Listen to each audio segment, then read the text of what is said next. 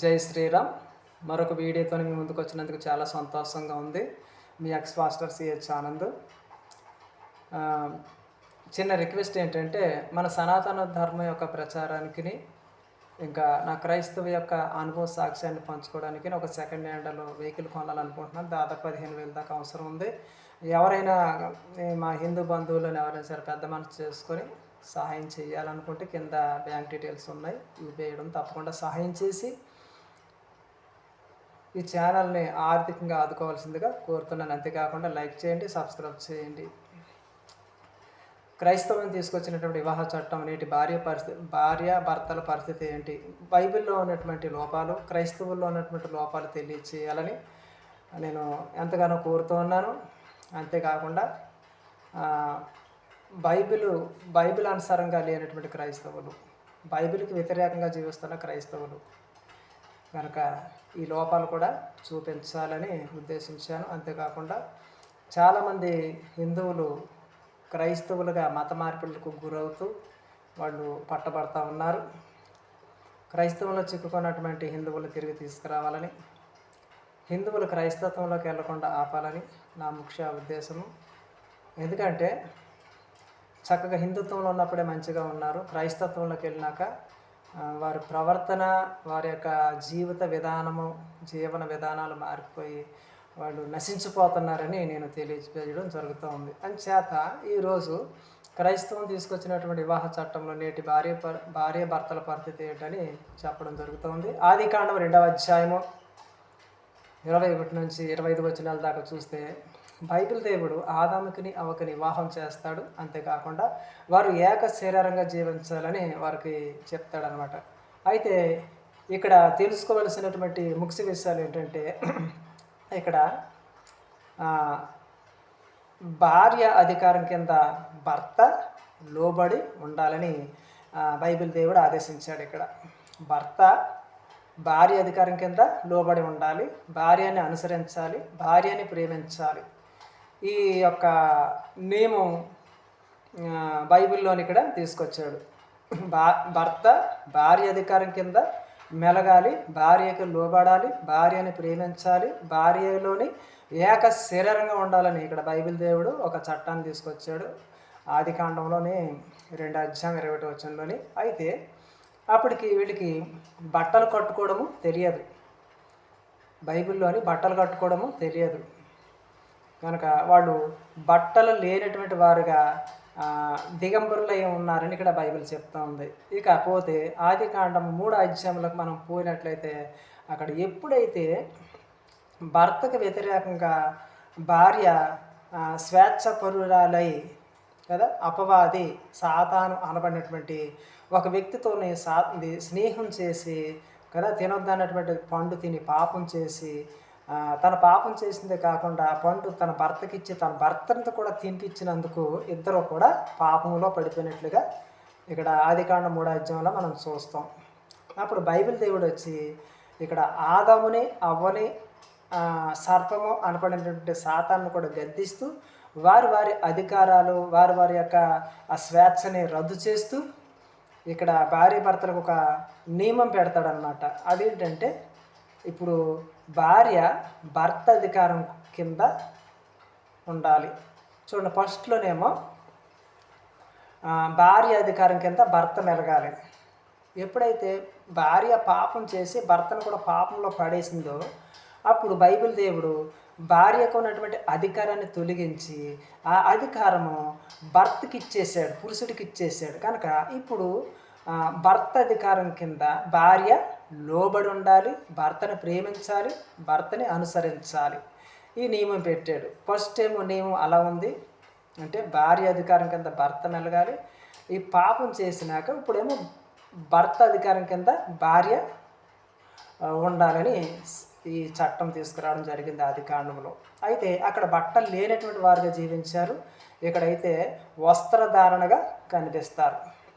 ఇకపోతే నిర్గమకాండంలో మోసే తీసుకొచ్చినటువంటి ఆ చట్టంలో 21 నిర్గమకాండము 21వ అధ్యాయం 10వ వచనంలో చూస్తే, భర్త వేరే ఆమెతో లైంగిక సంబంధం కలిగి ఉండి భార్యకి ఆహారం ఇవ్వడం కానీ, ఆహారం లోపం చేయడం, వస్త్రం లోపారం చేయడం, సంసార ధర్మం తక్కువ చేసిన ఎడల ఆమె స్వతంత్రాలపై పోవచ్చునని ఇక్కడ చెప్పడం జరిగింది కదా. ఇక వ్యభిచార కారణ నిమిత్తం కూడా ఇక్కడ వేరైపోవచ్చు అని కూడా సూచిస్తూ ఉంది ఇక్కడ. అయితే మార్కు సువార్త 10:6, 7, 8, 12లో యేసు దీన్ని ఖండించాడు అనమాట. యేసు దీన్ని ఖండించడం జరిగింది. పరిత్యాగ పత్రిక లేక విడాకుల చట్టం, పెళ్ళిళ్ళు కదా, పరిత్యాగ పత్రిక ఇచ్చేసి భార్యను వదిలేయడం, ఇక పెళ్ళిళ్ళు చేసుకోవడం, వ్యభిచారుల కిందకు వస్తారని ఇక్కడ యేసు చెప్పాడు అనమాట. ఎవరైతే పరిత్యాగ పత్రిక అంటే విడాకులు అనమాట.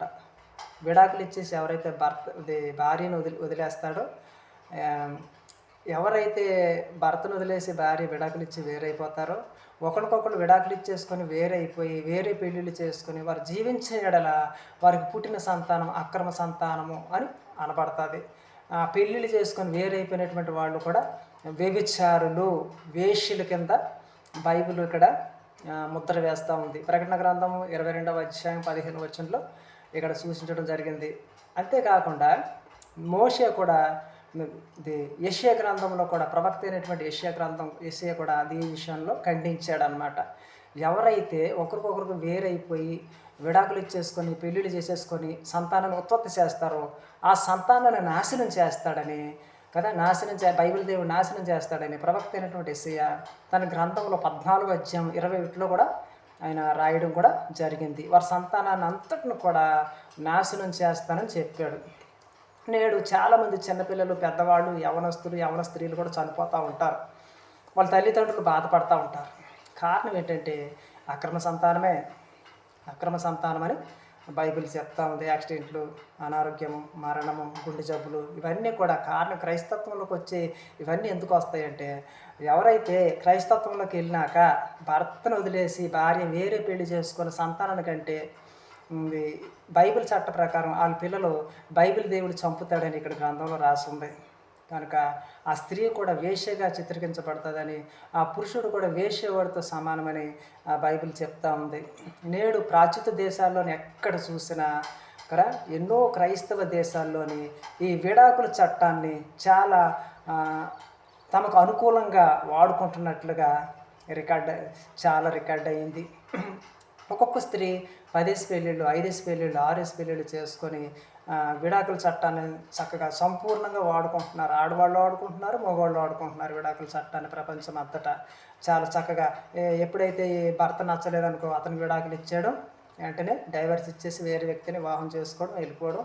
అదే క్రైస్తత్వంలోని జీసస్ కోసం ఎదురు చూడడం. అదే స్త్రీ, అదే పురుషుడు కూడా భార్యని ఇడిపించేసుకొని విడాకులు ఇచ్చేసి డైవర్స్ ఇచ్చేసి వెళ్ళగొట్టేసేసి ఇంకో స్త్రీని వివాహం చేసుకొని ఆ స్త్రీ నందు పిల్లల్ని కనడం, సంతోషంగా ఉండడం, చర్చికి వెళ్ళడం, ప్రార్థన చేయడం, జీసస్ కోసం ఎదురు చూడడం. కానీ బైబిల్ ఏం చెప్తుందంటే అటువంటి సంతానం, అటువంటి వ్యక్తుల్ని బైబిల్ ఖండిస్తూ ఉంది. తన యొక్క రాజ్యంలోకి తీసుకొనని బైబిల్ ఖచ్చితంగా చెప్తుంది.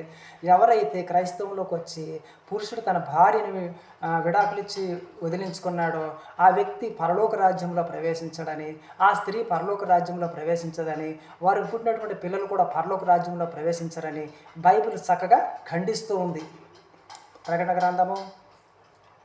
ప్రకటన గ్రంథము 22వ అధ్యాయం 15వ వచనం ఖండిస్తూ ఉంది. ఇంకా చాలా అధ్యాయాల్లో కూడా ప్రవక్తలు కూడా దీన్ని ఖండించారు. మార్కు సువార్తలో 10వ అధ్యాయంలో కూడా యేసు కూడా దీన్ని ఖండించాడు. చాలామంది క్రైస్తవంలోని స్త్రీలు, పురుషులు విడాకులు ఇచ్చుకొని విడిపోయి వేరే వివాహాలు చేసుకొని అదే క్రైస్తవంలో ఉండి చర్చిలకు వెళ్తూ ప్రార్థన చేస్తూ తమ ఇంకా జీసస్ కోసం ఎదురు చూస్తున్నట్లుగా జీవిస్తూ ఉంటారు. ఇదంతా కూడా వ్యర్థమైనటువంటి భక్తే, బైబిల్కి వ్యతిరేకమైనటువంటి అశుద్ధమైనటువంటి భక్తి అని బైబిల్ ఖండిస్తూ ఉంది. జై శ్రీరామ్. అంతేకాకుండా 1 కొరింథీ రాసినటువంటి పత్రిక 7వ అధ్యాయం 5వ వచనంలో మనం చూస్తే పౌలు సంపూర్ణమైనటువంటి వివరణ ఇవ్వడం జరిగింది. అదేంటంటే భర్త మీద భార్యకి, భార్య మీద భర్తకి అధికారం ఉంది తప్ప కదా ఇద్దరికి స్వతంత్రం లేదని ఇక్కడ చాలా ఖచ్చితంగా చెప్తాడు. మీకు అర్థం కాలేదా? చెప్తాను వినండి. చూడండి, వివాహం చేసుకున్నాక ఏ భార్య కూడా తన మీద తనకి సంపూర్ణ అధికారం లేదని పౌలు చెప్తున్నాడు. అంతేకాకుండా భర్త కూడా తన మీద సంపూర్ణమైనటువంటి అధికారం లేదని చెప్తున్నాడు. భార్యకు తెలియకుండా భర్త, భర్తకు తెలియకుండా భార్య ఎలాంటి అధికారం చలాయించకూడదు, సొంత నిర్ణయాలు తీసుకోకూడదు, సొంత ఆలోచనలు చేయకూడదు, వ్యతిరేకంగా వ్యత్యాసంగా ప్రవర్తించొద్దని పౌలు ఈ విషయంలోనే చెప్తా ఉన్నాడు. కనుక భర్తను వదిలేయాలన్నా, భార్య భర్తను వదిలేయాలన్నా కదా ఇక్కడ ఇద్దరు ఒక విధమైన సంపూర్ణమైనటువంటి నియమం ఉందని చెప్తా ఉన్నాడు. ఏదేమైనటికి కూడా భార్యని వదలకూడదు, భర్తను వదలకూడదు ఇంకా అని చెప్తాడు ఇక్కడ. జై శ్రీరామ్. కనుక భర్తకు వ్యతిరేకంగా భార్య ఆలోచన చేయకూడదు, విడిపోవాలని ఆలోచన చేయకూడదు, వదిలించుకోవాలని ఆలోచన చేయకూడదు. కనుక చనిపోయేంతవరకు భార్య భర్తని వెంబడించాలి, భర్త కూడా భార్యని వెంబడించాలి. క్రీస్తు వచ్చేంత వరకు కూడా ఉన్నాడో లేడో తెలియదు కానీ బైబిల్ ప్రకారంగా క్రీస్తు వచ్చేంత వరకు కూడా కదా పరలోక రాజ్యంలో ఉండాలంటే క్రైస్తవులు కదా ఈ హింసను అంతటిని తట్టుకోవాలి. భర్త ఎంత శాడిస్ట్ అయినా సరే వాడిని పట్టుకొని కడదాకా కూడా వేలాడుతూ ఉండాలని పౌలు చెప్తున్నాడు. స్త్రీ అయినా పురుషుడైనా సరే ఆ స్త్రీ చనిపోయేంత వరకు, ఆ పురుషుడు చనిపోయేంత వరకు కూడా పరలోక రాజ్యంలో చేరాలంటే ఆ హింస, ఆ శాడిజాన్ని కదా భరిస్తూనే చనిపోవాలి తప్ప ఒకరినొకరిని వేరైపోయి విడాకులు ఇచ్చుకొని విడిపోయినట్లయితే బైబిల్ ప్రకారంగా వాళ్ళకి మోక్షం లేదు, పరలోకమైన రాజ్యం లేదని బైబిల్ ఖచ్చితంగా చెప్తుంది, పౌలు చెప్తున్నాడు. అంతేకాకుండా విడుదలకు వీళ్ళకి భార్య భర్తలకు విడుదల అంటే ఎప్పుడంటే కదా 39వ అధ్యాయం 39వ వచనం నుంచి 40 వచనాల వరకు మనం చూస్తే భార్య భర్తలకు మరణమే విడుదల. ఒక్కసారి హిందూ మతాన్ని విడిచిపెట్టేసి క్రైస్తవ్యంలోకి వెళ్ళినాక బైబిల్ ప్రకారంగా మనం చూసినట్లయితే విడుదలంటూ కలిగితే కోర్టు ద్వారానో విడాకుల ద్వారా మాత్రం కాదని బైబిల్ చెప్తోంది. ఒక్క మరణం ద్వారా మాత్రమే భార్య భర్తలు విడిపోవాలి తప్ప మరణం కాకుండా మరొక ఏదైనా కారణం చేత విడిపోయినట్లయితే వారు పరలోక రాజ్యంలోకి రారని, అది వేసల లెక్కల్లోకి వస్తారని, వాళ్ళు తీర్పులోకి వెళ్తారని బైబిల్ స్పష్టంగా చెప్తా ఉంది. ఈనాడు క్రైస్తవులు ఎంతమంది అయితే విడాకులు తీసుకున్నారో, ఎంతమంది అయితే వివాహాలు చేసుకున్నారో, ఎంతమంది అయితే పిల్లల్ని కన్నారో వీళ్ళందరూ కూడా బైబిల్కి వ్యతిరేకమని బైబిల్ చెప్తా ఉంది. ఈ విషయం ఖండిస్తూ ఉంది. ఇంకా ఏం చెప్తుందంటే వ్యభిచార కారణాన్ని బట్టే విడుదల, భర్త నిర్లక్ష్య కారణాన్ని బట్టే విడుదల, మరణాన్ని బట్టే విడుదల అని చెప్తా ఉంది. కనుక ఒక స్త్రీని వదిలేయాలనుకున్నప్పుడు ఆమె 4-3 సాక్షులు ఎదుట ఆమె వ్యభిచారం చేసి కదా తను ఒప్పుకొని పట్టుబడినప్పుడు తప్పకుండా ఆమెకు విడాకులు ఇచ్చి విడిపించుకోవచ్చని మోసే చెప్పాడు. కానీ యేసు విషయంలో చూసినట్లయితే ఒక వ్యభిచారం చేసినటువంటి స్త్రీని ఆయన క్షమాభిక్ష పెట్టాడు. ఇది క్రైస్తవంలో ఉన్నటువంటి ప్రేమని బైబిల్ చెప్తా ఉంది.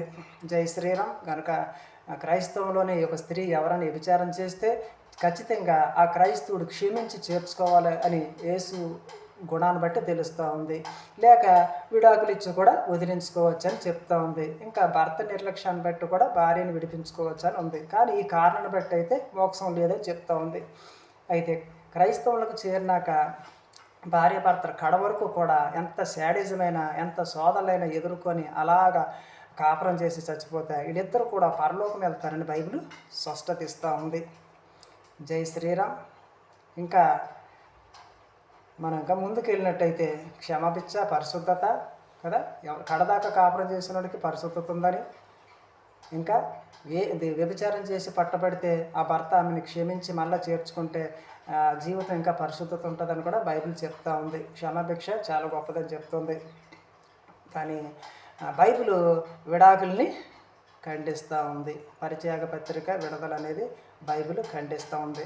నేడు ఈ పరిత్యాగ పత్రిక విడాకులు ఎంత ప్రభావం అయిపోయిందంటే పేరుకి క్రైస్తవమే కానీ ప్రపంచం మీద కొన్ని కోట్ల మంది, మిలియన్లు విడాకులు తీసుకొని వేరైపోతూ ఉన్నారు. విడాకులు తీసుకొని కూడా వేరే వివాహాలు చేసుకుంటున్నారు, పిల్లల్ని కంటున్నారు. ఇదంతా కూడా అక్రమ సంతానం అని బైబిల్ చెప్తా ఉంది. జై శ్రీరామ్. కనుక ఇలా ఇలా చేసినట్లయితే వారికి పరలోకం అనే మోక్షం అనేది లేదని బైబిల్ ఖచ్చితంగా ఖండిస్తూ ఉంది. ఈ వీడియో ఎంతమందికి నచ్చిందో, ఎంతమందికి నచ్చలేదో, ఎంతమందికి అర్థమైందో కామెంట్ బాక్స్లో తెలియచేయండి.